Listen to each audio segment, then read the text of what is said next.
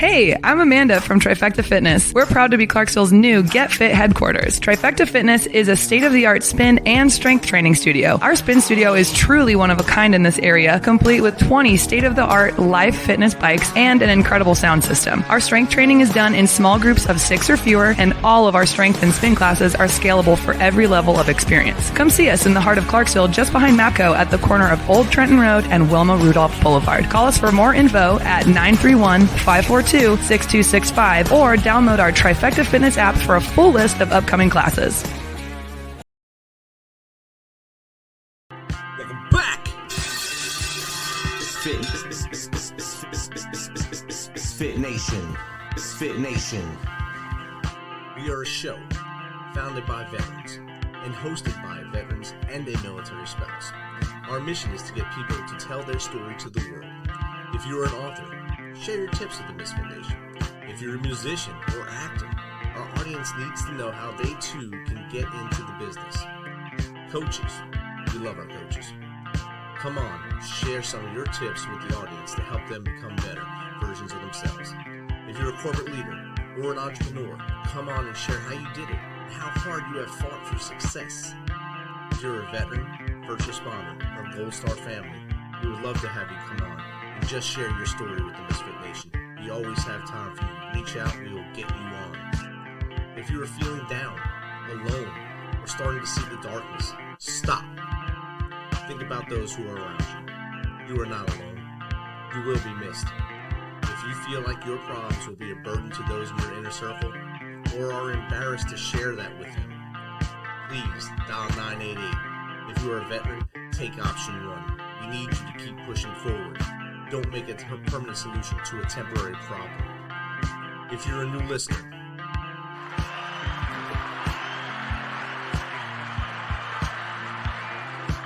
welcome to the Misfit Nation.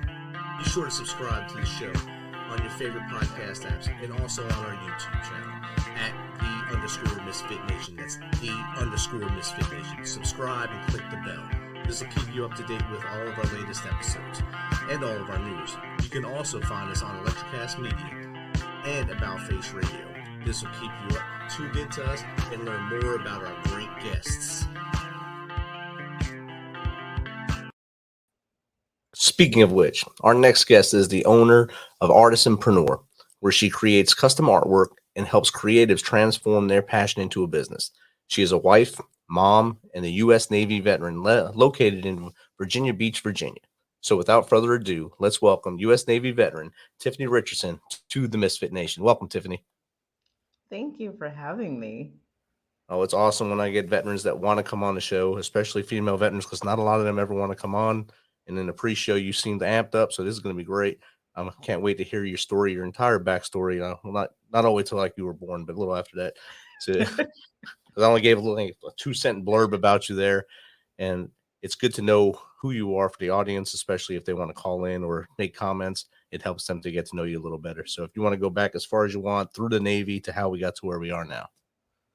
Let's see. I'll take you a little bit after I was born. Okay.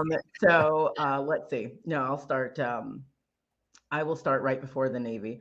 So when I was in high school, I never even considered. Actually, no, I lied. I did consider the military. I wanted to go into the Marines, actually, but my mother wouldn't let me. So I went to Culinary Arts University. I went to Johnson & Wales for cooking. After a year, I found out that I don't like cooking, at least in fine dining. And so I had my son after my first year in college. And then after kind of doing a whole bunch of part-time jobs, I was like, I can't do this anymore. And so I looked at the military as an option for me. Initially, I did want to go into the Air Force, but when they told me that I had to ultimately give up custody of my son, I wouldn't be able to do a whole family care plan at that time. I was like, so that's not an option. So I went literally across the street to the Navy recruiter's office and did all of that stuff. I was in the Navy for almost 10 years. And during my last deployment, I I really didn't know what to do because they actually gave me an option. They were like, do you want to go on deployment? And I was like, sure. But it was while I was on deployment that I decided that I wanted to get a degree in business. And so I started taking classes while we were out to sea. I got out, got married, and continued my education. Graduated from a local community college with my associates in business administration. And then I went straight to Norfolk State University here in Norfolk, Virginia, for a bachelor's in entrepreneurship. And I'm currently pursuing a master's in digital entrepreneurship. Throughout that entire time, I accumulated 4 mastiffs, got another kid, had another kid. And, I am still in Virginia Beach where I served. So yeah, I did all of that. I mean, that's a big journey right there. A lot of schooling, a lot of education that you keep in mind, the exercise as well as doing your entrepreneurship. When you were younger, did you have an instinct to maybe sell things, even like start up little businesses, maybe when you were a kid in school, or it just happened later? Nope. I actually wanted to be a singer. I still want to be a singer. I've been singing since I can remember. I don't know. I'm trying to remember. Nope. I don't think I did one time when I was little. Me and my cousins, mind you, we got in trouble for this. We set up a store in my grandparents' basement, and we, I don't want to say borrowed, because literally, like realistically, we stole all of my grandfather's quarters out of his drawer. And we shared all of it in the basement. And so we created this entire store with like all of my grandparents' canned goods. Other than that, that was pretty much it. That was the only like business related thing that I did when I was younger. That was your first scandal. That's good. See, That was my first scandal. Yeah. Outstanding. You even had money making system and all their food. That was good. Did you make a lot of money that day? Yep. So like I said, we did get in trouble for that, but yeah, I created a whole business then, but it really honestly wasn't until I had my son before the military that I saw that I didn't want to work for somebody else. And I don't know why, it was just like a click, when people have kids and they're like, as soon as I saw my baby, I knew that I wanted to take care of, wanted the best, it took me a while. I'm a late bloomer. And so that didn't hit me until I brought him home from the hospital. And I was staying with my mom, and I was like, I can't do this. Like I should have my own things. And so that was another driving force for me to join the military. Was I wanted to make sure that I always had my own thing and I provided as much as I could for my son. So that's a great goal right there. And I mean, you went through 2 different options before you fell into the Navy, really. So yeah. Well, you started really with the Navy's little brother there, the Marines, and then you went to the Air Force, and then to Uber for the Marines with the Navy. So you worked it out. The only place you didn't go was 2 blocks down to the Army. So I mean, literally the Army recruiting office was literally 2 stores down from the Navy. And I considered the Army as my last resort. I was like, I'm sorry. So thank God the Navy took me. Thank God they took you. You'd be crawling down the street. Hey, please take me. Yeah, exactly. Let me get all dirty for no reason. So if the Navy didn't take you in the Army, you didn't want to go in the Army, would you think you would have pivoted, went to college, or you would have had a plan C or D after that? I would have bit the bullet and I would have joined the Air Force. You would have done it? I would have given my mother full custody and I would have joined the Air Force. It would have been a rough decision at that point, though, especially with as young as your son was at the time. Yeah. He wasn't even 2 yet. He was like 1.5. Because I went into the DEP program in May of 2008. And he was born in 2006, November 2006. So he would have been 2 that November. Yeah, that would have been a horrible choice. And yeah, glad the Muddy Water Navy took you there and embraced you 10 years. 10 years is a long time to go, and then to just cut it off too, because the first 10 years are probably the hardest. The second 10 years usually fly by. and it's a rough decision to make. I'm going to get out and lose those 10 years towards my retirement and go forward. Did you think about going reserves or just done? I did. I actually got out on a medical separation. Okay. I found out right before my second deployment.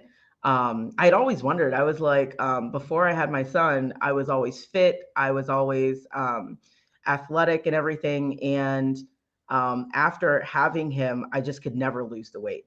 And I worked very, very hard. Like I thought I was going to die trying to lose weight to join the Navy. But as I was in, I just couldn't. It was like I was slowly gaining weight back. Long story short, I got tested, found out that I had manic depressive disorder, an anxiety disorder, and hypothyroid. So All together. trifecta. Wow. So we tried, my chief, even it went all the way up to the CO. The XO and the CO personally tried to help me. They provided, resources for me, reading materials and things. Everybody in my shop tried to help me lose weight and stay in it. But I think I had got on medicine too late, to where by the time PRT came around again, I wasn't within standards. So, they asked me, do you want to get out? So I just signed the paperwork and I just got out. So. Wow. And, getting that diagnosis that late in life, really, that's a late diagnosis, really, because it probably was going on for a long time, just hidden in the background somewhere. Yeah. You wouldn't notice it until now you look back and say, oh, that explains why this happened, or that explains why that happened. Yeah. I don't know if you had an aha moment like that once you got diagnosed.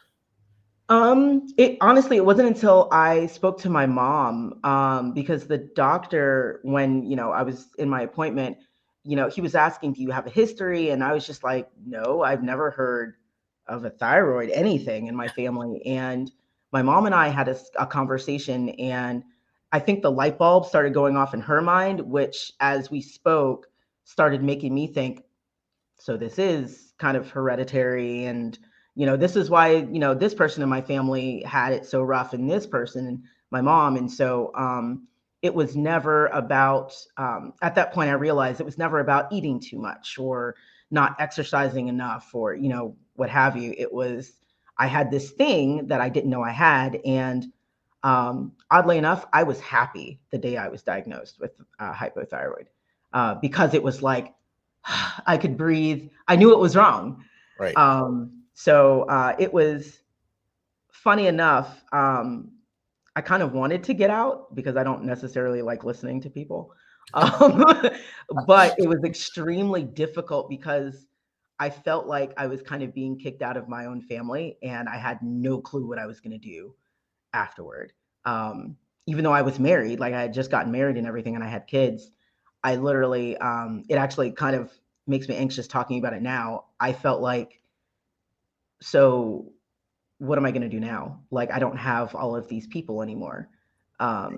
Instead of sleeping in a birthing full of 50 women, it's just literally me and my husband. It was extremely difficult for me to make that transition. I bet. And you go, like you said, you lose that camaraderie kind of thing. Mm-hmm. Instant families, especially with 50 women in a birthing area, that's not really camaraderie. That's a fight waiting to happen. I can feel it. Yeah.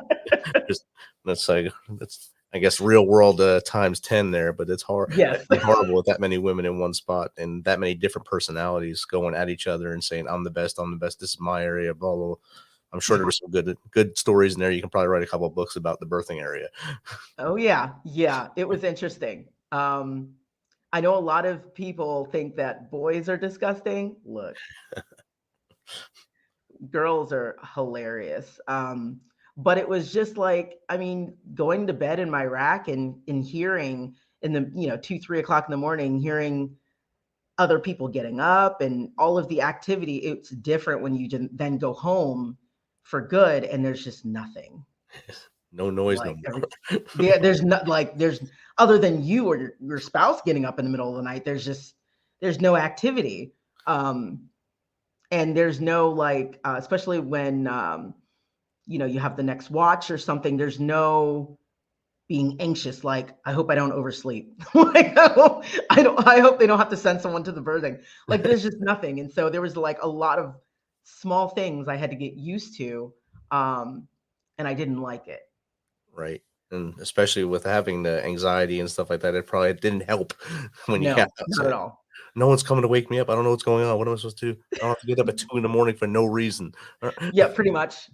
Yeah.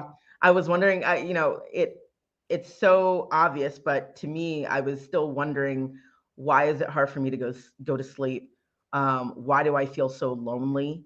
Um, why am I so bored? Um, it was literally like I was just sitting at home waiting because I was pregnant with my daughter soon after I left the military, and it was just like I was sitting at home waiting to have her. It was just like there was nothing for me to do. All right, come on, let's go. Let's go. Hurry Yeah. up. Yeah, I was like, let's go. We have things to do. Come on. You're not doing it fast enough. Pretty much. Yeah. So after that probably took you months or the 9 months probably to get all that out of your head and then say, I'm going to turn this key and go forward. Yes. And school definitely helped. Actually, to back up a little bit, I went from the military to the shipyard. And after I had my daughter, I went to the shipyard as a contractor, and that helped a lot. Like that was I did a year, and that was like a year of transition because I wasn't in the military, but I was still on the ship. I worked on the Abraham Lincoln, so I was still on the ship. I was still around sailors, and so it allowed me to kind of ease out of military mode and into civilian mode. So that definitely helped. And then after that, I made the decision, which was literally like a leap of faith. I was like, you know what? I'm going to quit my job and I'm going to go to school full time so that I can get this over with. And it went from, being a kind of a worker, like something that, I know how to do, to being an untraditional college student. It was completely different. Being the old lady in class. I mean, I wasn't the oldest, Okay. but I was close. like I was a little bit like I was in the middle. And it was hilarious seeing this also helped with my transition because I got to be around young people who had not experienced the world yet, who hadn't been out of the state or out of the country yet. And actually it's not just young people, older people too, who had never left their town or Right. city or whatever. And I noticed that I had this very well-rounded mindset when it came to, thinking about foreign relations and just thinking outside of the box when it came to like entrepreneurship and business. And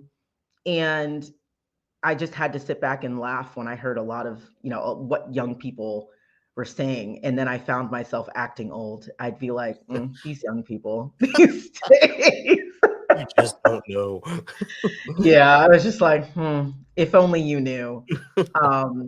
But that's when the military mode kicked in, military experience kicked in, and I began, kind of telling people, encouraging people, travel, get out of your town, get out of your city, get out of the state of Virginia, go overseas. Even, I mean, technically you're still kind of going over a sea, but even to the Caribbean islands, like experience other cultures.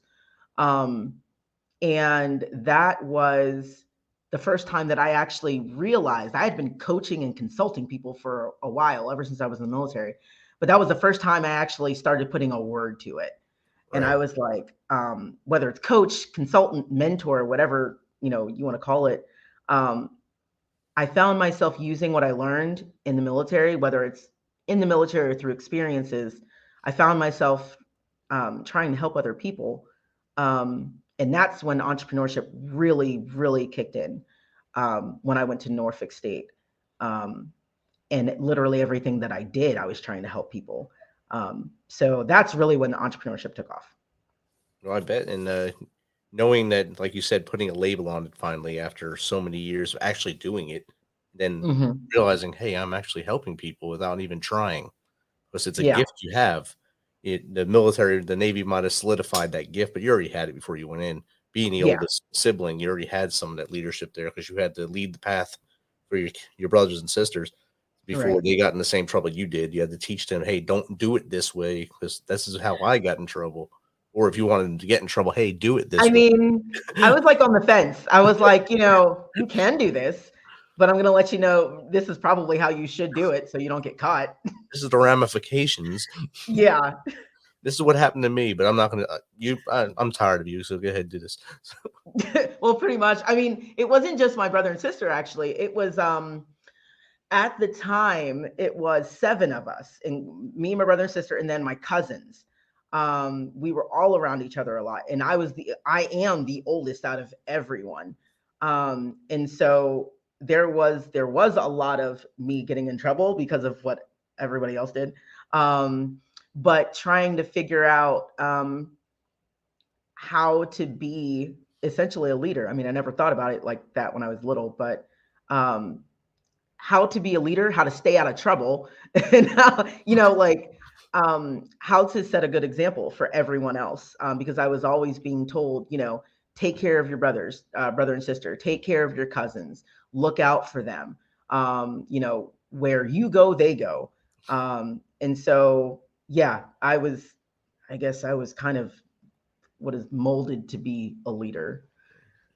By accident and on purpose. So, Yeah, pretty much. Yeah. happy accident, I like to call it. And I think the military really helps a lot of people find that spirit inside them, find that skill set that they didn't really think they had. And a lot of, like, even when you went to college, as you were the middle of the class there, in age Yeah. wise, a lot of the younger people probably are looking up and saying, "Wow, she's seen so much, and she speaks so eloquently because she was in the Navy and she's not cursing at us. This is great." But and then the That older was people are like, hard. "Oh, yeah, that's very hard not to just give that mic, start yelling." I mean, I did my master's after I got out of the military, and it was very hard in discussion posts not to just go nuts in there. I'd type it and then I'd erase it. I got to erase this. I'm going to fail this class. I'm going to get kicked out of college if I write this. Let me write something. Oh, that was a wonderful post. Okay, good. Yeah. Did really well. It was the 5th one I wrote. Yes, good on you. Good on you and your Yeah. family. Then I will say for now that you mentioned discussion posts, I have to do my homework for Sunday. The funny thing is with my master's, it's different because I go to school online. Granted, I would rather go in person, but I have 2 businesses that I run, so I wouldn't be able to go, in person. But online, there's hundreds of students in one class, and doing discussion posts and answering the questions. The issue I run into is not my age, it's my industry. A lot of people that are in my classes are in corporate America, or are in corporate America and have, early venture businesses or side hustles. But I'm usually the only artist and consultant in my classes that I know of that anybody posts about. And so a lot of my discussion posts are obviously, about either me being an artist, a coach and consultant, or being a veteran. That's actually one of the 3 things that my responses are about. And I always hold my breath because I'm like, I wonder if people are going to accept my perspective as a non-corporate person. I wonder if there are any other veterans in this class that are going to accept my perspective. And I'm pretty sure there's no artists. So like people, if I write about my art, a lot of people tend to respond like, you know, having the perspective of, I live this glorious life where I wake up and I just like throw paint on a canvas and I'm so free and, all of that. And it's definitely not like that. But yeah, I interacting with people around the world in my master's program is very interesting. and sometimes humbling, because I realize that I have to speak to my class a certain way, especially because it's online. And so, yeah, those three things always seem to like intersect: art, military, and consulting. Yeah. Definitely. And speaking of your art, as soon as you open up your webpage, I think those coasters are amazing that come up there. Thank you. Beach coasters. If I let my wife see this, she'd be buying it. So I'm not letting her see it right now. So Oh, let her see it. she will definitely buy that. She loves the beach. I actually met her in Savannah, Georgia. She lived right near the beach there. Oh. So anytime we're near a beach, we have to go to it. She doesn't go in the water. She likes the beach itself. I like Okay. the water. So I'm swimming. She's sunbathing and reading. So that's our happy medium right there. Okay. So tell me Demarcation. about the artisan entrepreneur there. And that's an awesome, like I said, that it brings you in with that first picture right there. And then, of course, the pictures of you with your art around you. And, of course, you all muddied up there with your paint bib on. So Yeah, because I actually didn't start painting until the pandemic, until lockdown. I had always been an artist. I've always been in the arts.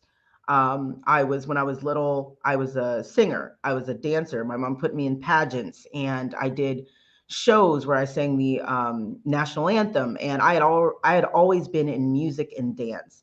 My brother was the visual artist, and he's still an artist. He's a realism artist. But I never thought, ever since I was younger, I never thought that I was good at visual art, drawing, sketching, painting, any of that. And during the pandemic, so actually before the pandemic, I had a skincare business. And I made soaps, I made body scrubs, I made bath bombs, all sorts of stuff. And I sold in person at farmers markets and trade shows and things like that.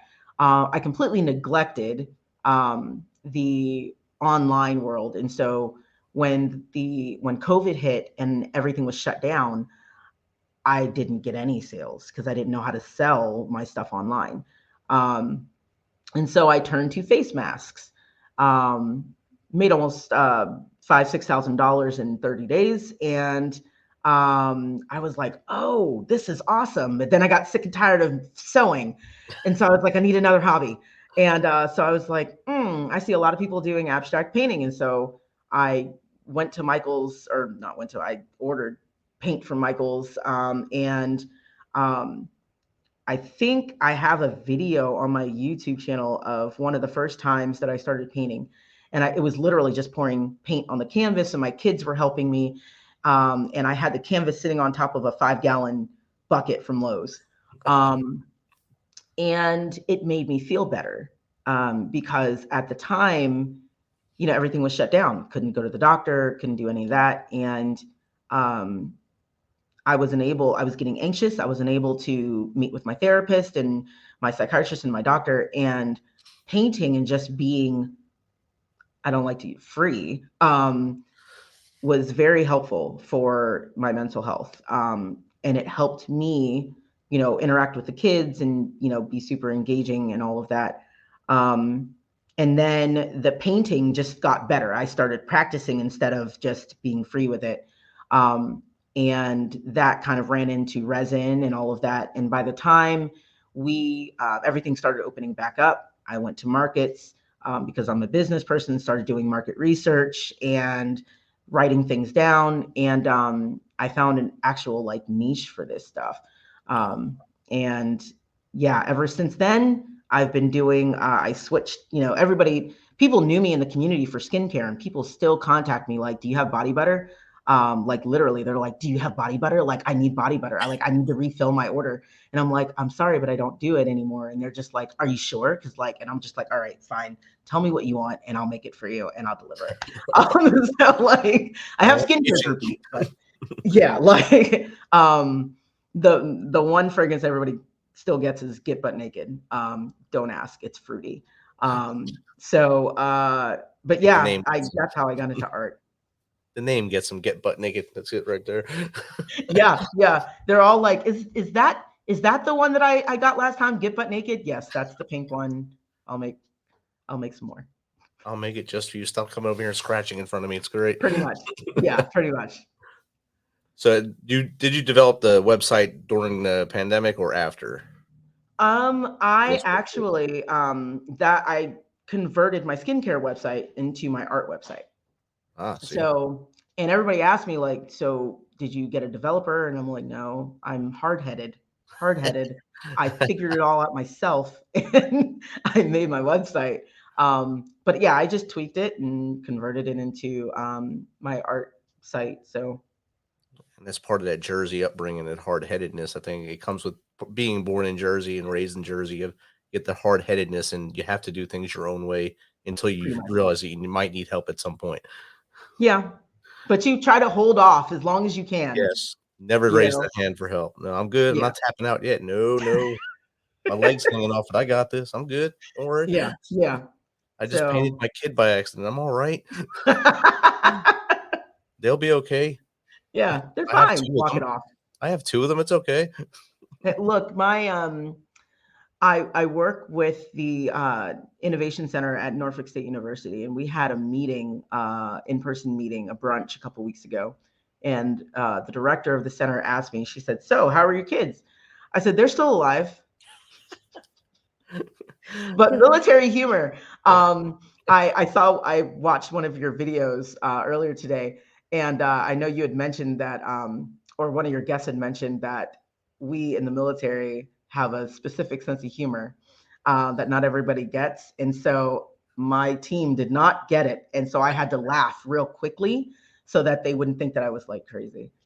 Yeah, you definitely have to ease them into it, or at least give them cards, like show cards. Here, just laugh. Yeah, pretty much. I don't beat my kids to death. I'm good. I'm joking. JK. It's not Hansel and Gretel in the oven. I'm good. Yeah, pretty much. You can tell the difference when I talk to a veteran like yourself or any other veteran on here. You can tell the humor is different, and then when I have a corporate or anyone on here, it's like more of that straight narrow thing. It's harder to get any responses out, so it's much more enjoyable this way.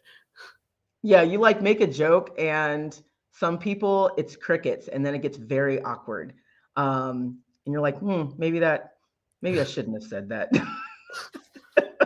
That's why I enjoy my day job. I work in an office full of veterans, so it's exciting every day. You never know what you're walking into. It's just like still being in the service, and a bunch of old retired guys still talking smack to each other every day, and it's just great. See, I'm so glad at the center I do have another veteran. And so her and I connect very well at work and outside of work because we get it. Like, I think she was an LS, and if she was not, and she sees this, don't hurt me, don't kill me. But I think she was an LS, and she got out just recently, and her and I, like I said, we go at it, we joke, and we understand each other. And it would be a little difficult to be that free with our humor with anybody else that, any civilian, because they just don't really get it. But that's okay. Like you said, sometimes you have to ease people into it or feel them out. And sometimes they're just not for that humor. And other times they're like, okay, I get it. I can roll with it now. So sometimes it's like a weird sitcom, and you're the only one laughing inside and outside, and they're just looking at you like you're nuts. So yes. You just got to deal with it at that point. And you feel like you're in your own TV box, and they're looking at you like you're the insane one. Yeah, pretty much. And then that's when it's time to say, okay, so, as I was saying before. Yeah. Back to the reality here. Yeah. So back to what you were saying. Yeah. Elaborate on that. I really liked your ideas. Let's do what you're saying.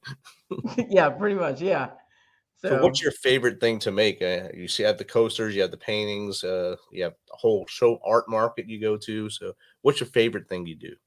Well, I will tell you what I hate doing. I hate doing the coasters, actually. And that's because I'm impatient. I love the way they turn out, but I absolutely hate the process.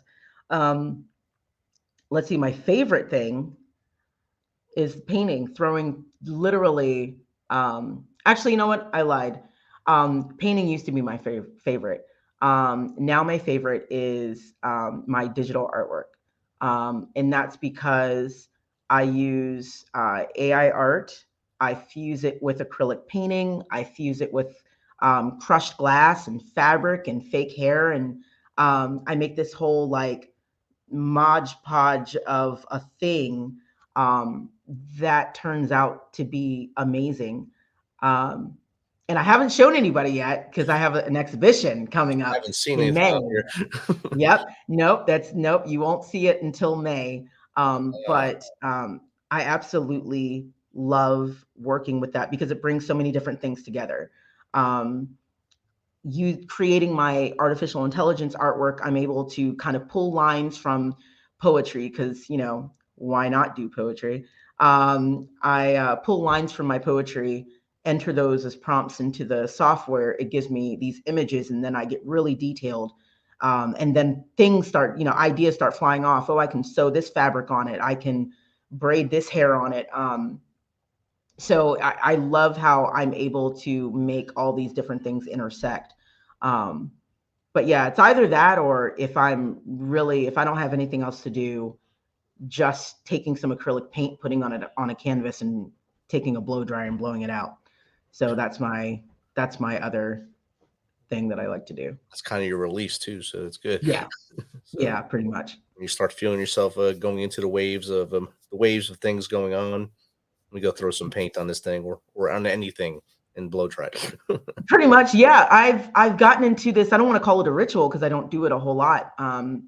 But when I need to, I go in my shop. I close my door. We converted our garage to my art studio, and literally the walls and the ceiling are turquoise. Oh, wow. And I go in there and I blast my music. Like literally, you can hear the music like at the next door, and I just start doing things. I like the fact that it's not structured. And however it turns out, I force myself to accept this. I don't change anything. I make myself accept however the piece comes out. And that has been extremely hard.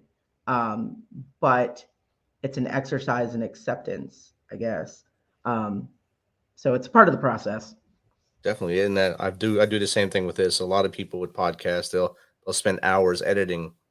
I believe if I record, me and you record right here, when we're live right now as well, this is how it should be. I shouldn't go back in and airbrush me and you in there and make us look all different and make us sound like we're amazing the whole time. Because that's not life. That's not reality. This isn't a Hollywood show. This is a podcast. And I think we should be real as possible as we're on here. Yeah, no, I agree. Because I can get, and I've learned this with painting also, I can mess things up if I keep going in there and tweaking things.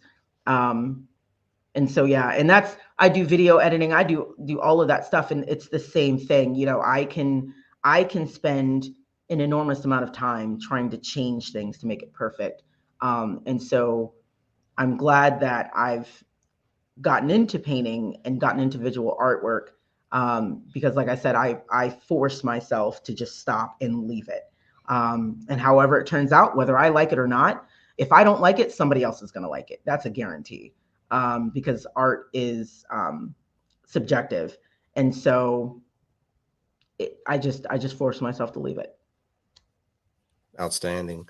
And for the other About Face Radio DJs out there, this is someone you need to have on your show as well. Plenty of DJs on there that are veterans as well that should grab you up and have you on their slots during the day or night, whenever their shows are. And of course, I'll send them your information. So that'd be good for you as well to keep getting your voice out there, keep getting your reps on podcasts, at least friendly podcasts first, and then go out to the enemy ones. So yeah. So with that being said, what's a great way for people to get in contact with you? A good way to get in contact with me, honestly, is either texting me or messaging me on Instagram. Yep. I am on Instagram. I mean, I'm on Facebook literally every day with my family. So that's probably the other way. So social media, let's just put it social media or texting me. Those are the all your links to your socials are on your website. Yeah. They're all on there. Yeah. So, and the website's going across the bottom of the screen now. So Tiffany, if you can give a tips to someone that wants to start a business right now and is stuck in their own way, what tips would you give them? Stop it. It's irritating. It literally, because I'm a coach and consultant. And it's irritating when I hear people say, I want to start a business. And then 5 years later, I still want to start my business, but they haven't started their business. Just do it. Just start the business. Your business is not going to be perfect. Actually, and this sounds very mean, unless you are a cousin of Jesus, your business is going to be trash first. Unless you are in a position where you have a team of people, you've grown up in business, you know what I mean? Things. I actually told this business owner gave them this analogy. Just like when you were in middle school and you were in the 6th grade and you had to sit in front of the bus, you couldn't sit in the back of the bus because the 8th graders are back there. That's how your business is going to be. You're going to be that 6th grader that sits in the front of the bus. Eventually, you will get to the back of the bus. So my main tip, just do it. Create a plan, even if it's on a napkin or in your planner, on tissue in the bathroom. Just jot down some stuff and then jump into it. And you'll learn how you want to do business. You'll learn the types of people you want to work with. You'll learn. Definitely. And if you do use the tissue in the bathroom, make sure you don't use that tissue in the bathroom after you write on it, because then Exactly. it'll be a waste of time at that point. Don't use it. Don't get it wet. It'll have its dual purpose at that point, but it's over at that point too. Pretty much. Yeah. Tiffany, thanks for jumping in last week on Alignable and getting us linked together, and also agreeing to come on live here. And I look forward to seeing great things from you in the future. Thank you. Thank you for having me on. No problem. It was awesome. Thanks for checking us out and being a part of the Misfit Nation. Don't forget to visit our website at themisfitnation.com. It's themisfitnation.com to catch up on all of our episodes and also to get some of that great Misfit Nation gear. As always, be humble, stay hungry, and keep hustling, because we are